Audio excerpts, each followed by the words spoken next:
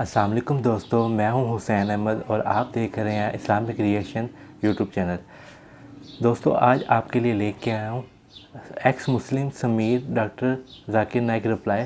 तो आपका time waste किए बगैर तो आपको लेके चलता हूं वीडियो की तरफ। तो वीडियो को एंड तक ज़रूर देखना, तो काफ़ी आपको इसमें इंफॉर्मेशन मिलने वाली है कि ख़ुद तो ये मुस्लिम जो है, जो एक्स मुस्लिम है, कि कुरान को सही समझते नहीं है, दीन को सही समझते नहीं, किताबें सही पढ़ते नहीं है, तो फिर बाद में इल्ज़ाम लगाते हैं कि ये हमें एक आयत ऐसी ला दें तो हमें उस तरह की ला दें। तो डॉक्टर जाकिर नाइक ने इतना अच्छा जवाब दिया इन लोगों को। तो चलते हैं वीडियो की तरफ। तो 1400 वर्ष पूर्व एक बलात्कारी व्यक्ति जो आया था, मैं अपने पीसफुल कम्युनिटी वाले भाइयों से पूछता हूं, एक सिंगल आयत मुझे दिखा दें जो मानवता की बात करती हो।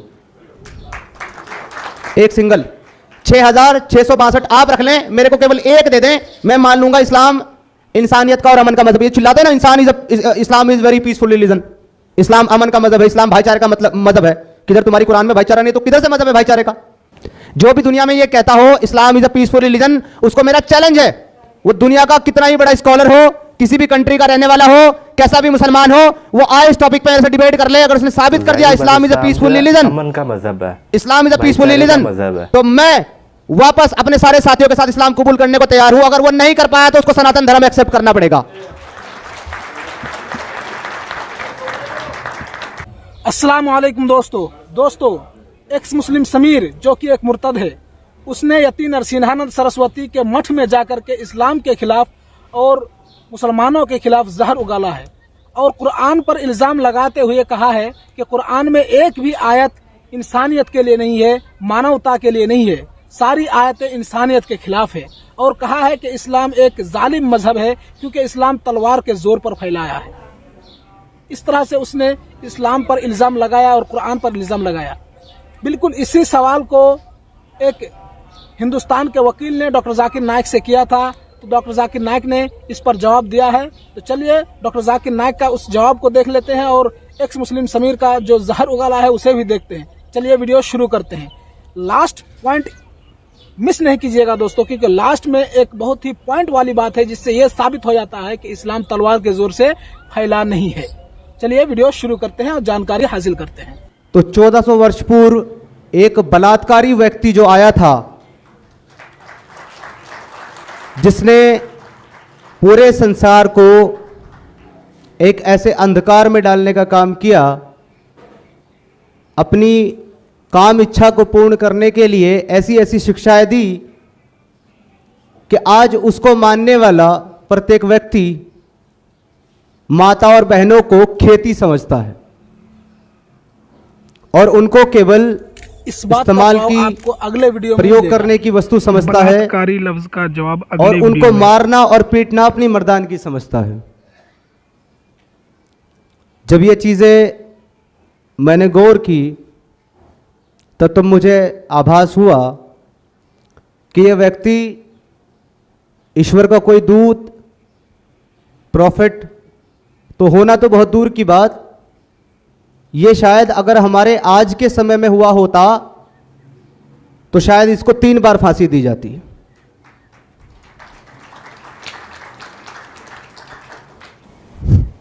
तो यदि इस्लाम में आप मानवता ढूंढेंगे,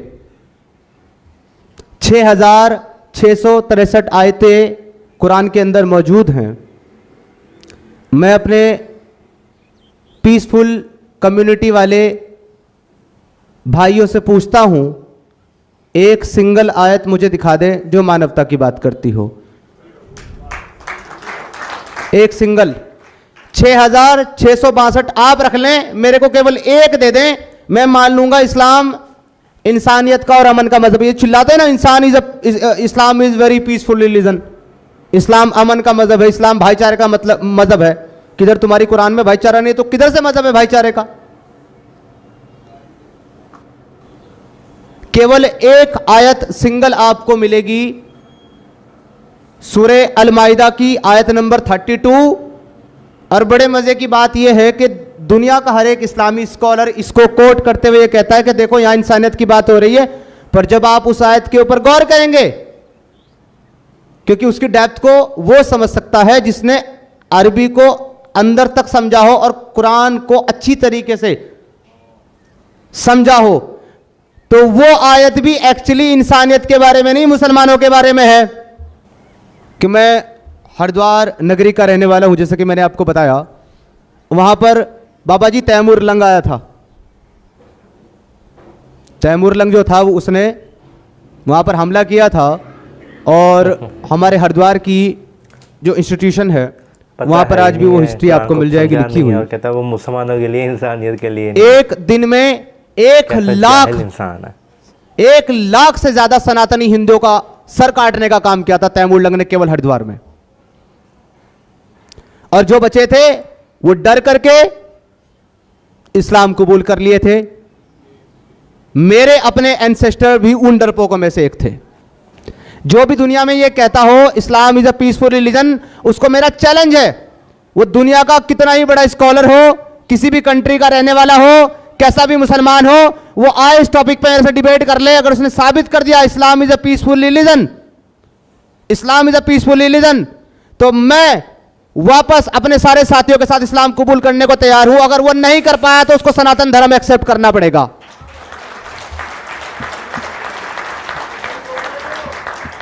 मेरा नाम BS गुप्ता, मैं एक एडवोकेट हूँ।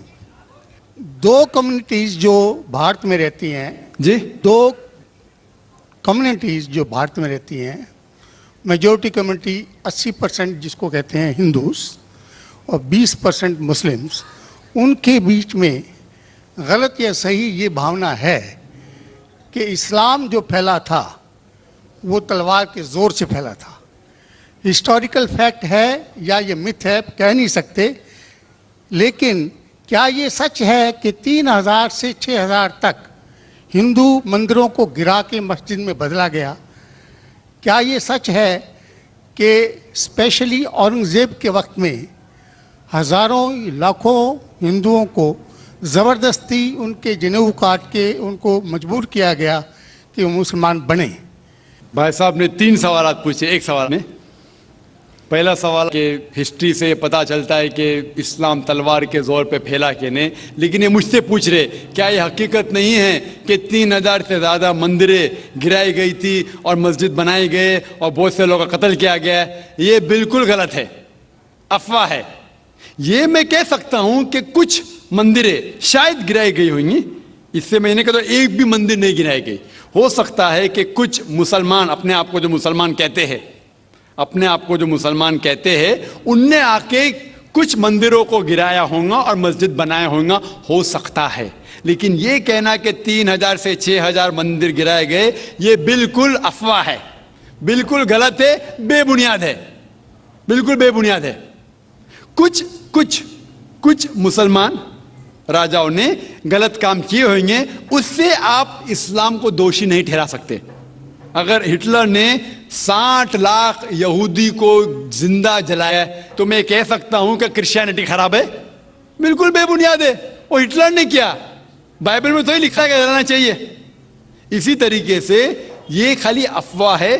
कुछ मंदिरों को शायद गिराया गया होगा, मैं ये नहीं कहता कि नहीं गिराया गया, लेकिन उसको छोटी चीज को लेके उछाला जाता है मीडिया में और किताबें लिखी जाती है। आप देखो टीपू सुल्तान के खिलाफ आ गए।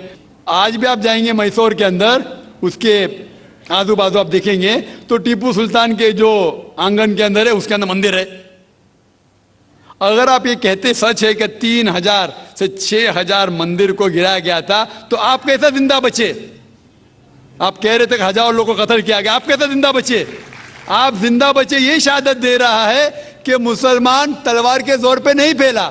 अगर ये सच होता था, आपने कहा हजारों लोग का कत्ल किया, कुछ लोग का शायद कत्ल किया। देखो हर मजहब में there are black sheeps in every community. कुछ लोग हर मजहब में खराब निकलते हैं, वो मजहब की गलती नहीं, वो मजहब के मानने वाले की। क्रिश्चियन में आपको कुछ खराब लोग मिलेंगे, मुसलमान में मिलेंगे, हिंदू में मिलेंगे। अभी आप देखेंगे हिंदुस्तान के मुसलमान कुछ लोग ड्रग में डील करते, ड्रग में धंधा करते। ड्रग तो हराम है इस्लाम में, करते तो उनको दोष देना चाहिए, इस्लाम को नहीं। इसी तरीके से आप जो कह रहे हजारों लोगों का कत्ल किया, ये बिल्कुल बेबुनियाद चीज है। कुछ लोग का शायद किया होगा, और ये ही सबूत है, मैंने मेरी तकरीर में कहा कि 80% से ज्यादा गैर मुस्लिम हिंदुस्तान में हैं।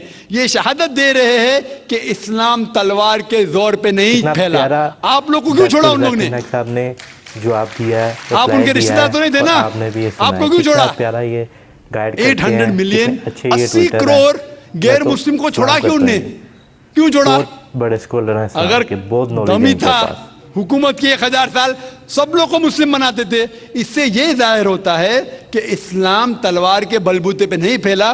कई लोग, कई गैर मुस्लिम इस्लाम से मुतासिर होके उन्होंने इस्लाम कबूल किया। तो ये कहना बिल्कुल गलत है। आपका दूसरा सवाल कि हमें क्या करना चाहिए? ये अलहदा लॉ नहीं होना चाहिए, सब एक ही कॉमन सिविल कोड होना चाहिए और सब मजहब की अच्छी चीजें लेके कॉमन सिविल कोड करना चाहिए। मैं आपके बिल्कुल साथ हूं। बाकी मुसलमान शायद आपके खिलाफ होंगे, मैं आपके साथ हूं। क्यों मैं साथ हूं आपके? पहला चीज, हम मुसलमान अगर दिगर मजहब के बारे में जानेंगे, कभी कॉमन सिविल कोड की बात आती, सबसे ज्यादा नारा मुसलमान गलत है। यह मुमकिन ही नहीं है, क्योंकि हिंदुस्तान में हिंदू मजहब के कितने फिरके हैं, यह मुमकिन ही नहीं है। मुसलमान तो सिर्फ 20% या 80% या 75% जो हिंदू लोग हैं, उसमें ही मुमकिन नहीं है ये कॉमन सिविल कोड। हिंदू लोग ही इसको फॉलो नहीं कर सकते। हिंदू मजहब में कितने मुख्तलिफ ग्रोह है। एक कहता है कि बेटी को जाना चाहिए, एक कहता है बेटे को जाना जायदाद, एक कहता है कि जितनी खेती है वो नहीं जा सकती बेटी को, दूसरा ग्रोह कहता है। कितने मुख्तलिफ ग्रोह है, हजारों। यह मुमकिन ही नहीं है पास होना, मुमकिन ही नहीं। मैं कहता हूं यह अफसोस की बात है कि हम मुसलमान जानते ही नहीं, हमको आवाज करने की जरूरत ही नहीं है। ये खाली हमें छेड़ रहे हैं। क्या कर रहे? छेड़ रहे हैं और हम उकसा जाते। Point number 1। पॉइंट नंबर 2, मान लो आप लोग कबूल करते हैं कि कॉमन सिविल कोड होना चाहिए। आपने क्या कहा कि सारे धर्मों के अच्छी बात को लेना चाहिए। बिल्कुल सही।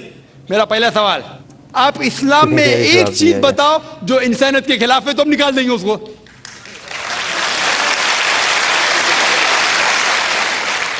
आपका यह कहना बिल्कुल सही है कि बाकी मज़ाहिब की अच्छी चीजें जो है, मिसाल के तौर पे मैंने तकरीर की similarities between Hinduism and Islam, तो जो अच्छी चीजें हिंदुइज्म की मैं ले चुका हूं। Similarities between Christianity and Islam, जो अच्छी चीजें इस आयत में ले चुका हूं। मैं ये पूछना चाहता आपसे, एक चीज जो इस्लाम में खराबी है वो तो बताओ मुझे, तो उसको निकालेंगे ना।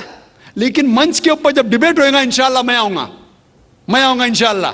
हाँ, मंच पे जब डिबेट होएगा कि हम क्या करेंगे, हर मज़हब की अच्छी चीज होंगी। तो मैं ये चाहता हूं कि इस्लाम की तरफ से उस मंच पे, उस स्टेज पे इंशाल्लाह मैं आऊंगा। ये चैलेंज है। कोई भी शख्स हिंदुस्तान में हो, मिनिस्टर हों दो, कोई भी स्वामी हों दो, कोई भी शंकराचार्य हों दो, इंशाल्लाह मैं तालिब इल्म हूं इस्लाम और दीगर मज़हब का। मैं तस्लीम करता हूं कि डिबेट होना चाहिए, हक बात जो निकली, लेकिन उसके ऊपर अमल भी होना चाहिए। हक बात जो सबसे बेहतरीन है इंसानियत के लिए, उसके ऊपर अमल होना चाहिए। इसलिए जो आखिरी किताब जो अल्लाह सुब्हानहू व तआला नाजिल की कुरान शरीफ, वो इंसानियत के लिए सबसे बेहतरीन किताब है, उसके ऊपर अमल होना ही चाहिए।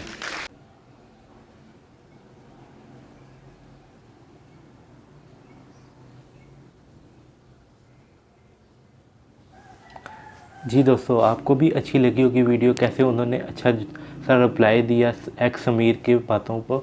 तो वीडियो अच्छी लगी तो वीडियो को शेयर ज़रूर करेगा। अल्लाह हाफिज़।